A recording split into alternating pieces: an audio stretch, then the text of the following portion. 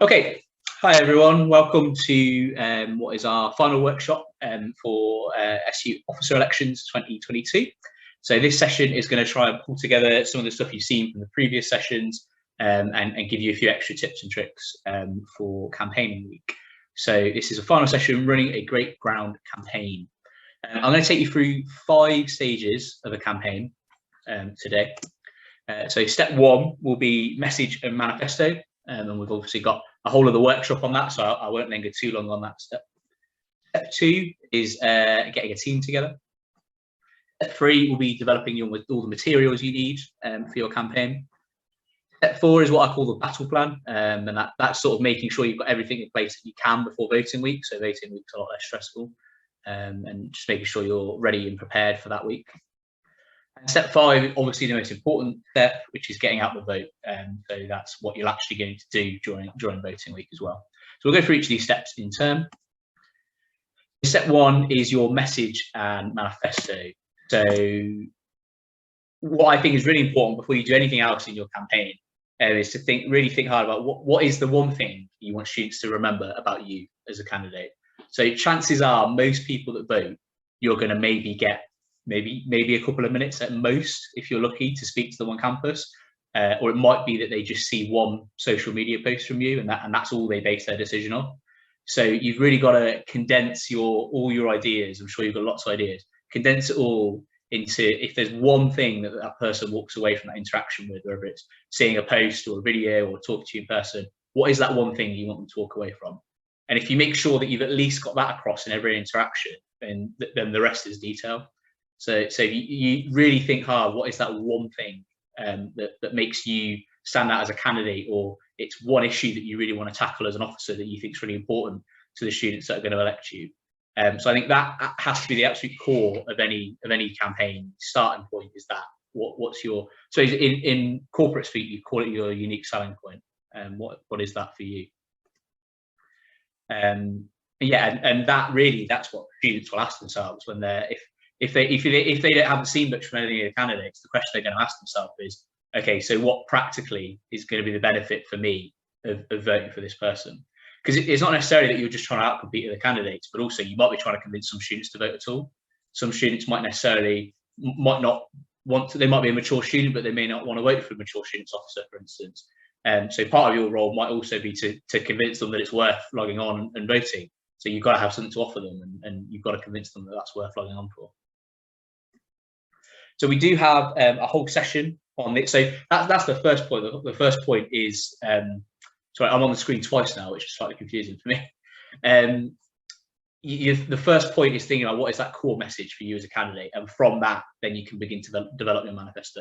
So it might well be actually that you end up. So whenever I used to write a manifesto, I used to have points of 3. So I would have like a list of 3 key things that I wanted to achieve as an officer, and then in my manifesto, I would go in a little bit more detail about how I might go about achieving some of those. If you could get across 3 points every time you interact with a student, fantastic, well done. But aim for 1 at least. If you can get 1 across, that core message, that's great. And it might be that there might be 3 things that you want to do, but overall they're all linked by one theme. So it might be, I don't know, something like you want students to have a larger say on campus, for instance. You might have lots of things you're going to do to achieve that, or you want to try to achieve that, but there's that one core issue that connects all of that, and that's the thing you want people to take away. If I vote for that person, they're going to make sure that my voice is in more places than it was before. That's the sort of thing that you want to be getting across to students, that one core theme. But out of that, that can help you start writing your manifesto. And we've got a whole video of me talking about manifesto, so I won't go into any more detail here. Do have a watch of that. That link is to our candidate hub, where you can find all the videos. It will talk you through that whole process. But I think really that vision and that manifesto should be where you start a campaign, because as you'll see, everything else can then come a lot easier when you're trying to figure out how do I direct a video, what am I going to put in this video, or if you're trying to think of content for social media, what's my content on social media going to be. If you've got a really good manifesto and a really clear vision, then it's obvious what's going to be in your video. It's obvious what you're going to put on your leaflets, because it's those things that are in your manifesto. So once you've got that idea, you've got the vision, you've got the manifesto, and you're ready to go, at that point, what you need to do is start gathering a team around you. So what is a campaign team? Simply, it's a group of people that can support you basically getting your message out there during voting week. You're only one person, but if you've got a whole team behind you, you're going to be able to reach more people. Campaign team can do lots of things. Obviously, you're the figurehead, you're the candidate, you're the person that's going to be on all the promotional material. But the campaign team can help you with lots of different things in the background. So they can help you potentially develop materials. They can help you plan various aspects of your campaign, and also, absolutely crucially, you can multiply the number of students you reach during voting week if you've got a campaign team. If you're out there on your own doing leaflets or shout outs or whatever it is you choose to do on voting week, fantastic, slog away and reach as many as you can. But if you've got other people out there for you as well, you're going to multiply the number of students you can reach and the number of votes you can potentially get. Why would it come on some of this? No matter how skilled you are, I'm sure many of our candidates have got lots of different skills. It'd be fantastic to see them put to use. But if you've got a team around you, you're going to inevitably have other people with other skills that maybe you don't have. So, for instance, for me, as you can tell, I quite like talking. So I was very happy to do videos and to get up and do lecture shout outs and talk to people. I was fairly good at that. I was quite good at writing, so I quite enjoyed writing my manifesto. I'm awful at graphic design. Gagana will tell you that. Gagana does all the graphic design for me, because I can never do it. So that meant I knew I wanted people on my campaign team that had some artistic skills. And those are the people I was really after for my campaign team, was who do I know that can design a really good poster? Because if I do it, it's going to look awful. Right, so that's one reason to try and get more people into your campaign team. Is people that might have different skills to you that can help the campaign, and that will hopefully give you better content. Like I said, a poster designed by me probably would have been okay, but I probably would have spent hours on it and it would have been passable. Whereas I knew other people that could knock something up for me really quickly in half an hour that looked great. And like I said, particularly when it comes to voting week and getting out there and speaking to students, you're just going to be able to reach more people if there's a team of you out there speaking to people, or even if it's a team of you developing social media content or whatever it is, you're just going to be able to reach more people if there's more of you there doing it. Like I said, think of the skills that you don't have personally. Think of the things that you think you're probably not very good at, and think of them people that are good at those things, and approach them and ask them. I think it's always useful to have a particular job you would like people to do as well. So if you just go up to someone and say, "Oh, will you be on my campaign team?" They'll probably say yes, but then where does it go next? Whereas if you say to someone, "Will you help me design a poster?" then you've got a specific task for someone to complete, and they'll know exactly what it is they're being asked to do. A reminder: you can tell a small number of people you're running for this purpose, so you're allowed to tell. And I don't really like to put an exact number on it, because that's a bit like how long is a piece of string. So, but you can tell people you're running now and gather that campaign team, but only a small number. So don't start posting in Facebook's group saying, "Hey, does anyone want to be on my campaign team?" or anything like that. So just approach a few people well and ask them to come into your campaign team. This is what I like to call the pyramid of actions. So different people will have different amounts of time that they're willing and able to give you. So think about that when you're planning your campaign team, when you're asking for people to help you. Have a range of actions that you need help with. So most people, and these will probably be the people you contact during voting week, because it's probably a larger pool of people. Obviously the key ask for any student you speak to during voting week is to vote for you. That's the minimum anyone can do for you, really. So make sure you get them to do that. But maybe they'll share a social media post for you. That only takes a few seconds for someone to reshare something you've got on social media.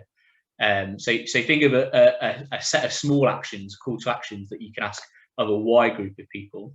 Then there's a set of actions that maybe are a little bit more involved, that might take a little bit more time. Maybe that's them, that they'll vote for you, but then they'll also go and speak to several friends on their course for you and try and convince them to vote for you. Maybe they'll send a quote to you saying, I think this person will be a fantastic candidate for X, Y, and Z reason, and they'll spend a bit of time writing a quote for you, and then you can put that on your social media. So things like that. But then there's also the core team, the hardcore, that are really invested in you becoming a candidate, and those are the people that you would ask to maybe help run your social media, design your materials. They might be the people that are out with you during voting week speaking to students. So just bear that in mind. Not everyone that wants to support you is necessarily going to have time to sit and design a poster for you, or to come out and spend hours on campus with you during voting week. But that doesn't mean that therefore they can't be part of the team and they can't help you. You just need to think of other actions that you want them to do that are less time intensive.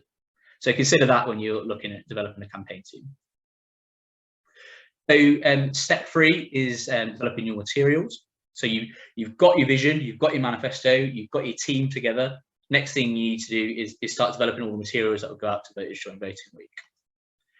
So definitely have, for materials wise, you definitely want to have a design for your leaflets and for your posters and to get those printed before voting week. You definitely want to get some social media pages. Gagana might be able to advise which ones to prioritize. I'm guessing maybe Facebook and Instagram, Gagana, but correct me if I'm wrong. Very much depends who you want to target and where do you think the most impact will be. Don't waste your time on something just because everyone else is doing it, if you think that the people who you're targeting aren't there. So if you think that the people who need to vote for you are not on TikTok, there is literally no point creating a TikTok and spending hours rehearsing dances for TikTok. So it very much depends the time that you invest and what is going to be the outcome of it, because people can get carried away with creating content, but then how many people are going to see this content is something that it's hard for you to judge. While if you go and do a lecture shout out in a huge course where there's so many people there and they will hear you and know about you, then with 5 minutes of arranging it by emailing the lecturer and then another 5 minutes by doing the lecture shout out, you might reach more people than with a social media post if they don't follow you and if no one shares it. So evaluate your own resources, how popular you are on social media, and there's nothing wrong with either. It's just what will work best for you. I think it's very important. But personally, I think that Facebook has dramatically decreased in engagement from what I can see from our Students' Union page, and Instagram is very active at the moment. There's also quite a lot of people still on Twitter, but if you have a newly created account, you might not have the time to find all those people, because Instagram is a bit easier with showing similar content to people who've engaged in something like that before. But have a look at what others are doing as well. Like UEA are having their elections right now. They're voting open this morning. So always have a look at what others are doing and get some ideas from them as well. Okay, thanks, Liana. And also, I would recommend having at least one video. Now, some candidates might go, and do the whole proper music video with props that's really slickly edited. Fantastic if you've got the time for it, but don't be put off by it if you don't have the time to do that. Even a simple video of you just talking about some of your ideas is still going to be really effective, because video content will get shared more. It's more engaging than text. So I would definitely try and have at least one video, and even if it is just a minute of you having a chat about your ideas, I think that would be great. If you've not got the time to do the really slick production, that's fine. It's still worth having a video, I think. So I would say definitely have that stuff. You definitely want leaflets around campus and posters around campus. You definitely want some social media presence, but think about how much time you invest in that and what platforms you use depending on who you're trying to reach. And you definitely want a video, I would say, as definite. Other things you might want to consider having. I should have put other here really, because this is where it gets niche. People will always impress me with the ideas they come up with.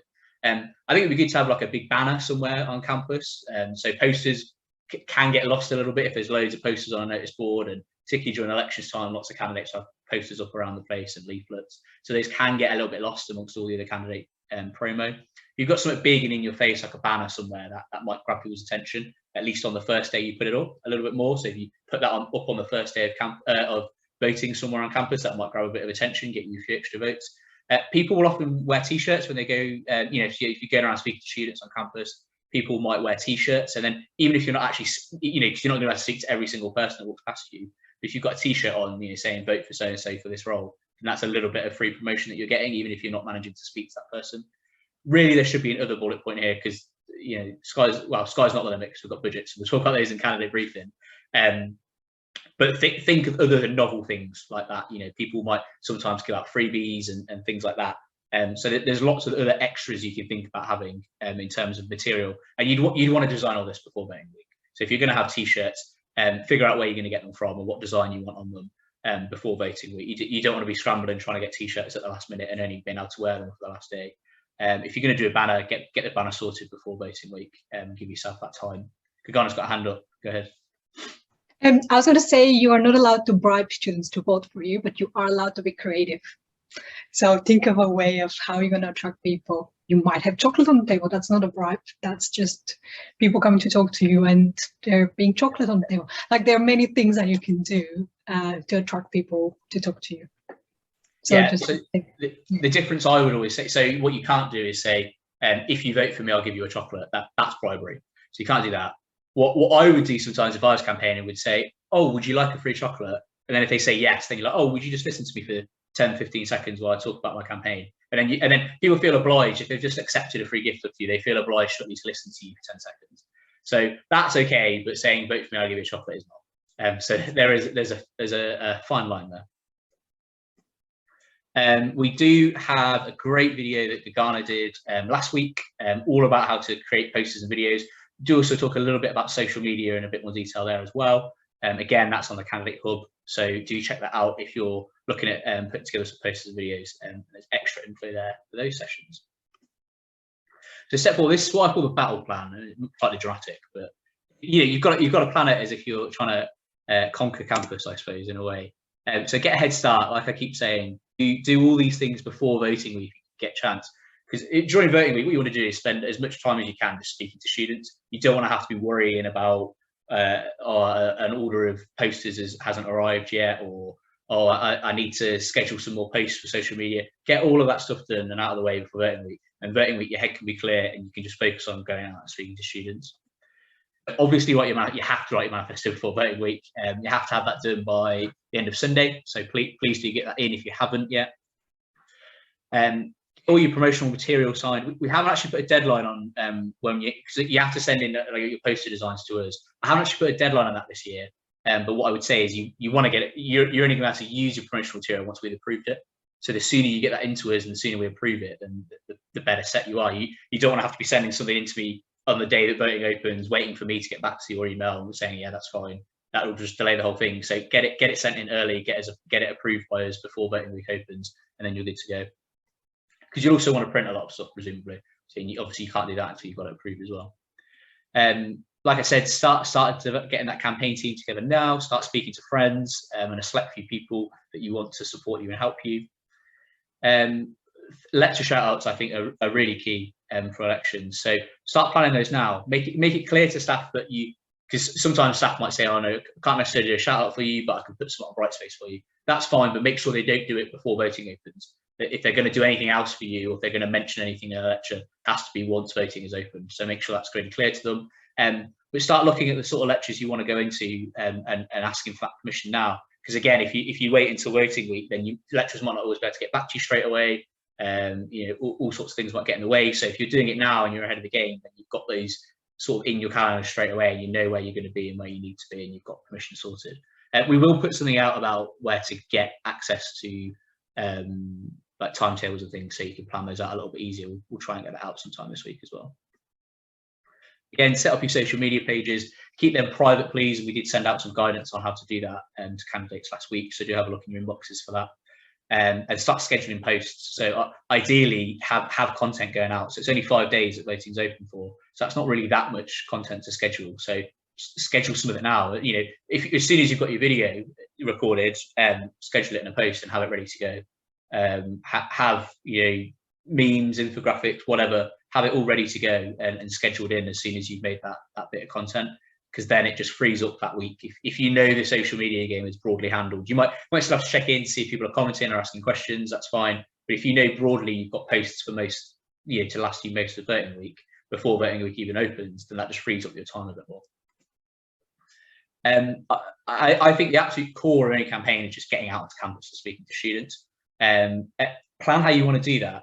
Have a look next time, whichever campus it is you're on, have a look around that campus. And think, where are the places with lots of footfall? Where am I going to meet lots of students? If what area of campus do I want to be in to speak to students? Plan that out. It might be you want a couple of different locations, and that's where your campaign team can come in and help you. So it might be that you say, right, I want 2 of us to be in this corner at this time, and I want 2 of us also to be in that building at this time as well.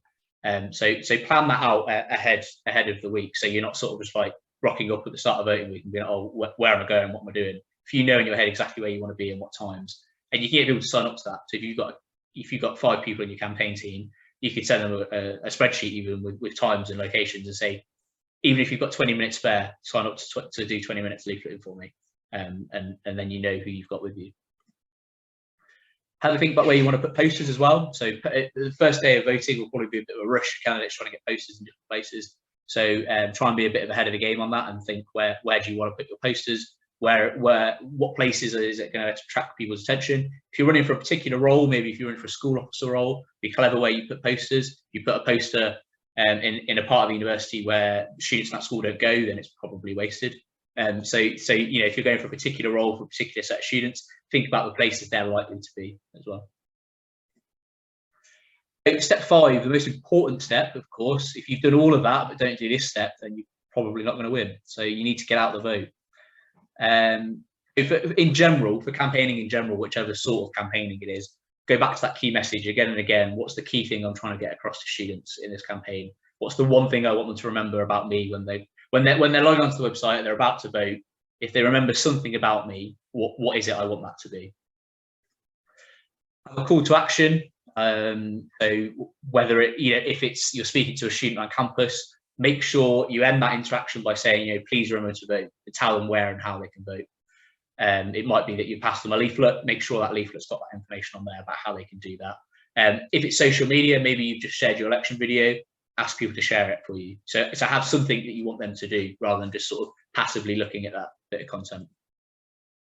Any stuff that you put out, whether it's a conversation, a lecture shout out, a poster, a social media post, please have this stuff on it, right? The amount of times me and Gagana have seen things in the past come through where we're like, no, please remember to put this stuff on.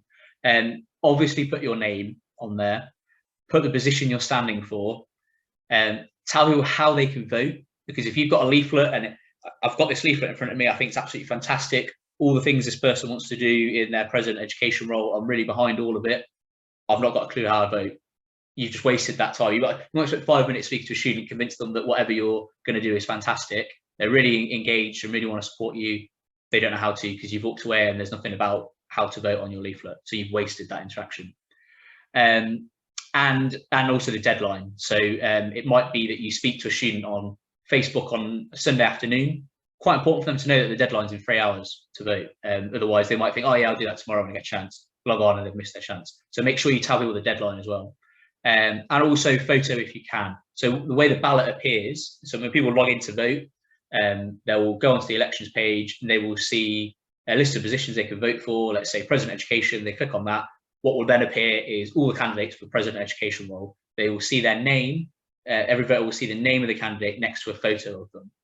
And then there'll be a button they can click, which will then show their manifesto, or it'll expand and show the manifesto if they want to. So that's the key thing, really. If they don't know your name and they can't remember what you look like, you're in a bit of trouble because they're not going to know who to vote for, even though they might know there was that person I spoke to that sounded really good, but they didn't tell me their name and they've not got a photo on their leaflet. I don't know who they were. So make sure you've got at least one of them, but ideally both of them, your name and your photo on there. Gagana, you wanted to come in? Just very quickly, I think it's worth mentioning that some students will say, I don't know how to log into the website. And you should always have a response. Think about what are the questions that people will have when you're trying to get them to do something and have a response. So you probably know that the credentials that they use to log into the Student Union website are exactly the same ones they use to log into their Brightspace student email. It's the same password. We're using single sign-on identification. So basically, the excuse, I don't know, my password doesn't exist, because if they can log into their email, they can log into the issue website. But there'll be other little bits like that. So have a response prepared for that, because you'll hear them again and again. And I imagine Bradley will cover how to self-define later. In the briefing, probably, yeah. Sure. Okay. Yeah, and if you, I mean, it might be sometimes it might be there is it might be that they've got the password, but if that's still not working and they can't get in, then direct them to us. We'll put some of that in the briefing to candidates before voting opens. But if someone's really struggling, direct them to us.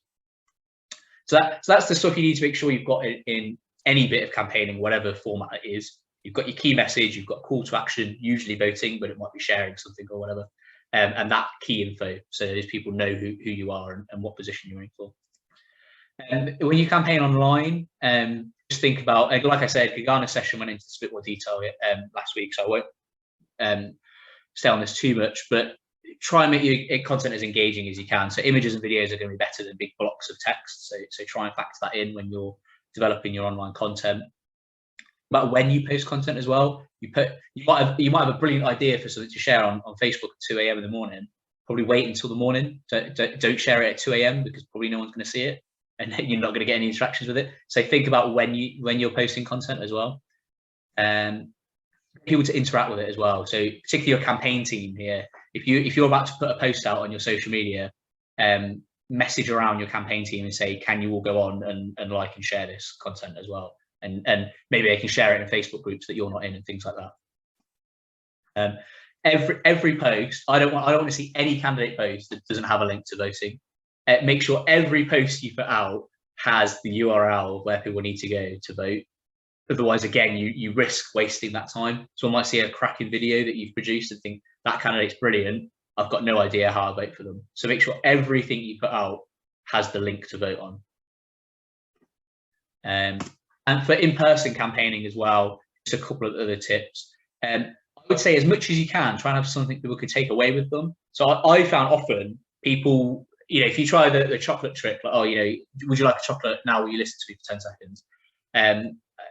That works, but also a lot of people might not even stop, particularly if it's a busy time, they're trying to get to the lecture. They might not actually even stop, but they might take a leaflet off you. So always have something people can take away with them. I know people are sometimes a bit worried about being environmentally sustainable, so you maybe put messages about recycling on it and things like that, or consider how much you want to use that, like paper and things. But overall, I think where you can, try and have something people can take away with them, even if it's something really small. So it could be like what I did to try and get more things to hand out within my paper budget, was to have smaller, rather than like an A5 leaflet or an A4 poster, I had lots of smaller business cards that you get more of for the same amount of paper. And that means you can hand out more to people. And it's just a smaller thing. Might even be something as simple as a small strip of paper that has the link to vote on your name. But think of something that's going to remind people, because people, if they're rushing to lectures, they might speak to you for 30 seconds, think, yeah, that sounds good. And then they rush off to the lecture. They're in a lecture for 2 hours. And they come out and they've maybe forgotten what your name was, or they've forgotten where they need to go to vote. So if they've got something with them that you've given them, then that will remind them, and they can look at that and be like, yeah, okay, that's their name. That's where I need to vote. I'll go and do that now.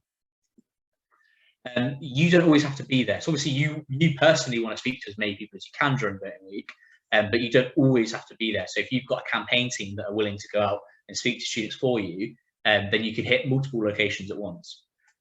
So don't worry about always having to be the one there, because like I say, you can't split yourself in two. You can't go to multiple different places all the time. So that's okay. Have other people willing to do shout outs for you, have other people willing to go and put posters up for you or whatever. That's fine. You don't always have to be there every time when campaigning is happening.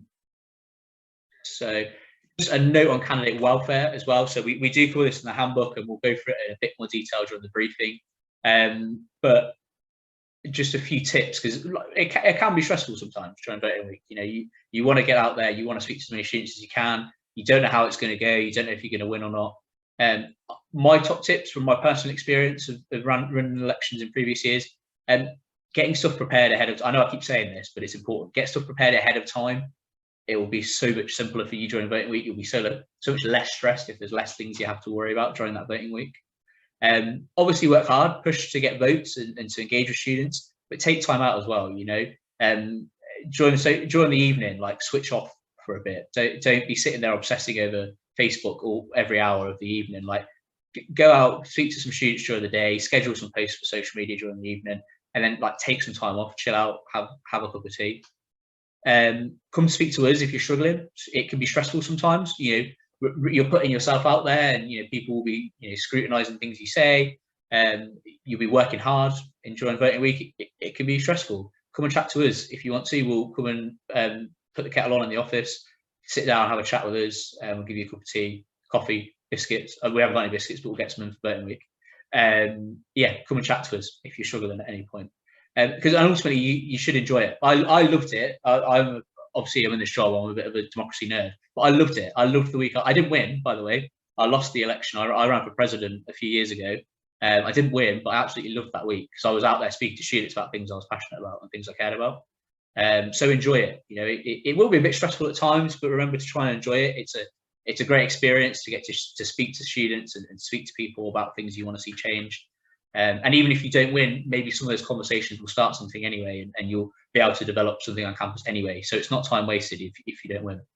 So try and enjoy it while you're out there as well, and have fun with it as well. And a reminder that so that's the last of our workshops. And this time next week is our candidate briefing. Now, every candidate needs to have had a briefing. If you can't make that time, sorry, the date isn't on there, it's the 28th of February. At 1 o'clock. It is online as well. If you can't make that session, let me know and I will arrange another time to talk you through the briefing. But every candidate needs to have gone through that briefing before they stand. It's a lot of it's boring, I won't lie. It's all the rules and regs that you need to know as a candidate for elections. But yeah, a lot of it's quite straightforward. A lot of it's in the candidate handbook. But if you can, let me know if you can't make that, and we'll just arrange a quick call to go over some of that stuff as well. Just so you know all the rules and regs. That is everything. We stop the recording, Ghana, and we'll go to questions. I stop sharing.